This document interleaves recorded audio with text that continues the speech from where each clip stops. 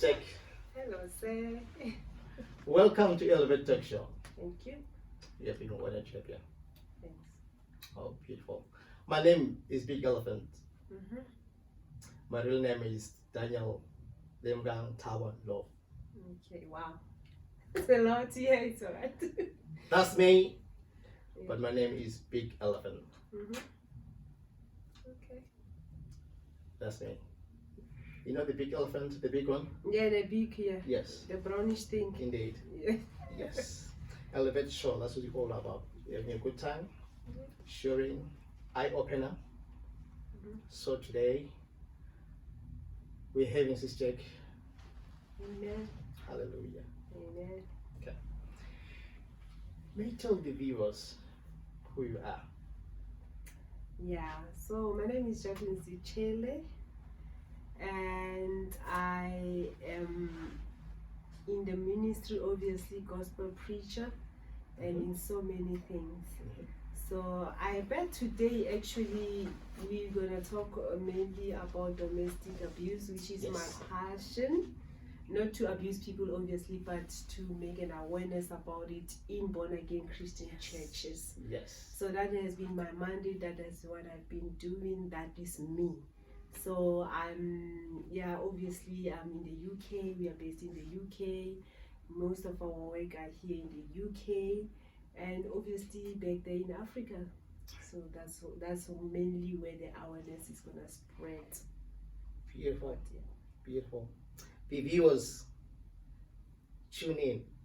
Make sure you send this video to your friends, to your family, because it's very important. It's an eye opener. It's going to help you at home and away. Sister, can you tell us more about domestic abuse? Yeah, basically it started like I've got my own experience. So I was a victim, and then I ended up being a survivor, like the system said. And while I was going through it, there's so many things that God has done in my life that actually I believe that that's where it was taking me to for today, to come and make an awareness to people out there. Domestic violence or domestic abuse, it's a spirit. That's how I see it. Because people that are the perpetrator is not aware of what they are doing. And remember that Paul said, we do things that we don't want to do, but we end up doing. So that's where I believe that they are not actually aware of what they are doing.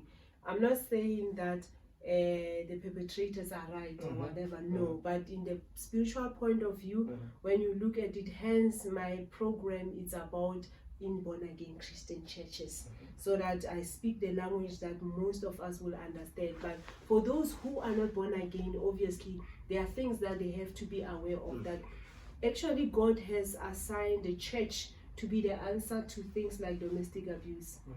And domestic abuse is not necessarily like you see it from the beginning. It's like building up, and it has a strategy. For an example, there are types like physical, financially, institutional, and all that, but they go in an order as orchestrated by the Spirit itself. Because it cannot start with the physical. When it starts with the physical, that's when the victim will run away. So it's kind of built up itself to the victim until it gets to where it will crush the victim and kill. The plan and the aim of domestic abuse is nothing else but to destroy. It's just to destroy. So hence, that is where I come in, and by the grace of God, not necessarily by my mind or by my wisdom, but because God has assigned me to give the church an eye opener, like, look, we have to deal with this in a sensitive way, yes, and also in a bold way, because it's happening in the church. And I mentioned like it builds itself. For an example, how do we start? It starts by saying, by gaining trust. You know, it gains trust first to the victim. It might not necessarily be the married people or the relationship per se. It might be anything that has to do with human whether it's a child, whether it's in school, whether wherever. So how it gains trust is that by saying, you know what, I don't like Jane. That's how it starts. Let's say, for an example, in the marriage setup, Yes. like, you know what, I don't like your friend. And you know, and it sees that, we meaning the perpetrator sees every fault that you will believe about this particular person that they try to get you out of, and it starts by taking you away or separating away from the people that when it's like full blown, the people will say, no man, this person is controlling you, this person is abusing you, then they will manage to help you to escape. So it takes you away from such people. And secondly, it makes sure that you are not in a community setup where everybody is, whereby now when it gets to that point of abuse, physical abuse, whereby they can see the marks, the bruises, now they will go like, okay, this is, you know, then they know that for sure case you are in the institutional control. You are not easily going to the church. You can easily go to the supermarket. You just love your home. They will make sure, or he will make sure, or she will make sure that your home is so beautiful. They will give you everything that you will just love your home. That's how it starts. Not going anywhere. Not going anywhere. You just, what do you want? What do you want? I mean, you have everything. Why you have to go to so and so? Why do you have to go to church? You can watch the church. Everybody's preaching on TV. So why not enjoying your TV? You understand? So at the end, you are not going anywhere where the crowd is. You are not even having your friends. You are not even enjoying your work, because every now and then you just have to go to work, come back. And at some stage, they even say, the perpetrator will say, you know what, you don't need to do 4 days a week. Just do 2. I'm giving you everything, what you like. You know, so in a way, somehow, it shuts your mouth and it makes you believe that you have it all.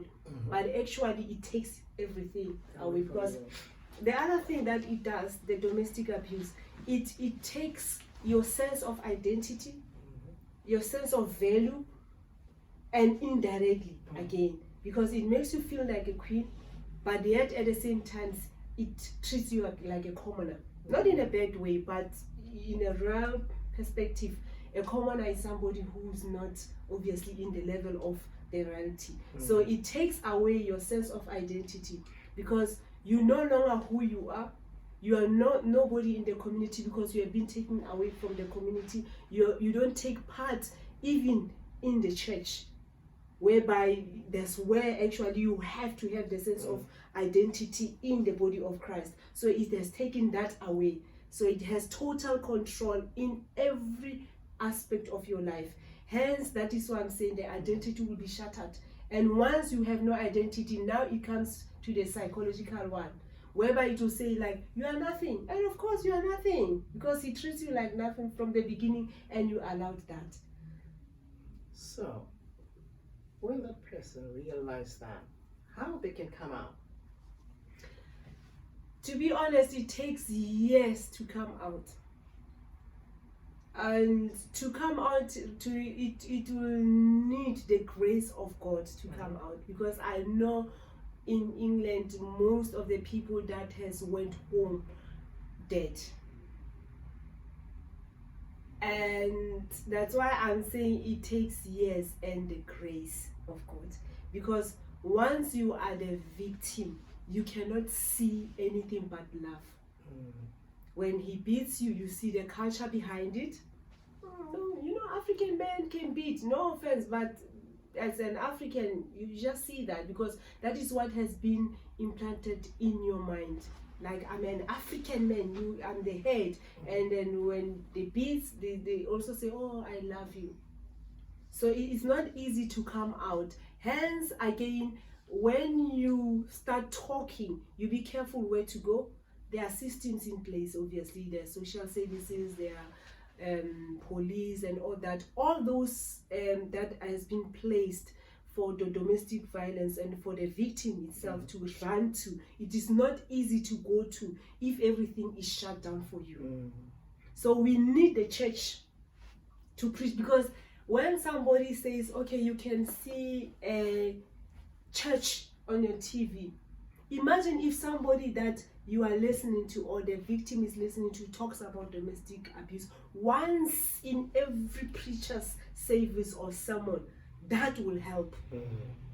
Because this is the person who don't go to church, who has been deprived to go to the community, who has been deprived to have friends, then who has the TV looking at them or the family or this person who's abusing them. Then you as a preacher, and hence that is why my project is about domestic abuse in born again churches. If our package in the church, especially in the deliverance department, has that planned in place about domestic abuse, then there's no way that every sermon somehow we talk about domestic abuse. Then this person who's sitting here, you being inspired by the Holy Spirit, watching that, and then you go, hold on, this person, what she's talking about or what he's talking about is what I'm going through. Yes. Then it draws the attention of this victim to actually follow that, because the plan and the aim and the spirit behind that preaching is to help whoever is out there. Victim, yes. Yes. So that is the only way that they can come out. But personally, one cannot literally say, I want to come out, because you can't see it from the beginning. Because when you're in, it's hard. Because when you are in, you are in. It's not easy to get out. It's like sin. When you are in sin, it only needs Christ to deliver somebody. So those ones who doesn't listen to the preachers on television or to the gospel, those we can call them non-Christian, how they can get that message? And the funny thing, I will say, actually they are the ones that have a lot of awareness that is in place for them, rather than the church. You go anywhere in the community, there's something about domestic abuse, and there's somewhere that you see the if you need help, contact this, and there's these services about women, what do you call it, women's refugees. If you want to run away, go to this, and then also to the point whereby actually the system it's so organized in a way that every department, official department, like police, social services, schools, they are somebody who has been trained about domestic abuse or domestic violence. So for them, it's so easier than born again Christians. And we should be vice versa, because the church actually has to be the one that has an answer and solution for domestic abuse. So majority out there who are not born again, believe you me, they know a lot about domestic abuse than born again Christians. Listeners, I don't know. To me, this is a serious one. You mustn't keep on your own, because can you help your sister? Can you help your brother? Can you help anyone? You may think that person is enjoying life indoors. He or she is not. He's being locked out in a way that's being told you're being looked after. So, sister, before we go, what can you tell the viewers about before you go to this kind of relationship in being affected by abuse? What are the signs that you can see? It's a tricky one, because you say before you go to the relationship. First thing I will say, be prayerful, because I'm talking to the born again community. Be prayerful. Don't just come in. If you are not born again, make a research. There is Google somebody to the point whereby you know everything about them, then you go at your own risk.